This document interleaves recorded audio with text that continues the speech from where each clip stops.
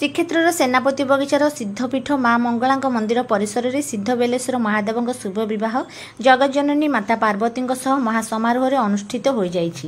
ଏହି ପବିତ୍ର କାର୍ଯ୍ୟରେ ଶ୍ରୀ ରାମଚନ୍ଦ୍ର ଦଳାଇ ଓ ଧର୍ମପତ୍ନୀ କନ୍ୟାପକ୍ଷ ଓ ଶ୍ରୀ ସଚ୍ଚିଦାନନ୍ଦ ମହାନ୍ତି ଓ ଧର୍ମପତ୍ନୀ ବରପକ୍ଷର କର୍ତ୍ତାକର୍ତ୍ତୀ ଦାୟିତ୍ୱ ସମ୍ପନ୍ନ କରିଛନ୍ତି।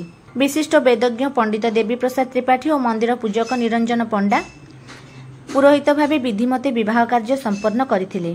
ସାହି ସଭାପତି ନାରାୟଣ ଜେନା, ସମ୍ପାଦକ ଦାମୋଦର ସ୍ୱାଇଁ, ସର୍ବଶ୍ରୀ ରବିନାରାୟଣ ସାହୁ, ଗୋବିନ୍ଦ ଚନ୍ଦ୍ର ଷଡ଼ଙ୍ଗୀ, ପ୍ରଦୀପ ମହାନ୍ତି, ଲୋକନାଥ ଦଳାଇ, ଭବାନୀ ରଥ, ବିଜୟ କୁମାର ମିଶ୍ର, ପଞ୍ଚାନନ ପ୍ରଧାନ, ସୁଭାଷ ଚନ୍ଦ୍ର ପଣ୍ଡା ପ୍ରମୁଖ ସାହି ବାସିନ୍ଦା ଭକ୍ତିଭାବ ସହ କାର୍ଯ୍ୟକ୍ରମ ପରିଚାଳନା କରିଥିଲେ।